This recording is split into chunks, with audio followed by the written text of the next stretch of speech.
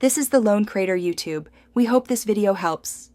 In this video, I will show how to make egg fried rice.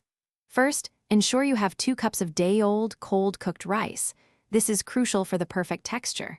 Next, finely chop 2 cloves of garlic and grate about a 1-inch piece of fresh ginger. Finally, crack 2 large eggs into a bowl, add a pinch of salt and pepper, and whisk them thoroughly until well combined. Having everything prepped makes the cooking process smooth and quick. Now, let's get cooking. Heat 1 tablespoon of vegetable oil in a large wok or frying pan over medium-high heat. Pour in your whisked eggs and quickly scramble them until they are just set but still soft. Remove the cooked eggs and set them aside. Then, add the cold rice to the hot pan, breaking up any clumps and stirring constantly for about 3 minutes to get it slightly crispy. It's time to build those amazing flavors. Push the rice to one side of the pan, add a little more oil if needed, and then sauté your chopped garlic and grated ginger for about 30 seconds until they become wonderfully fragrant.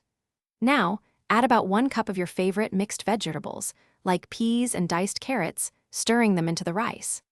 Finally, drizzle in 2 tablespoons of soy sauce and 1 teaspoon of sesame oil, mixing everything well. To finish, return your scrambled eggs to the pan and gently fold them into the rice mixture, ensuring they are evenly distributed and warmed through.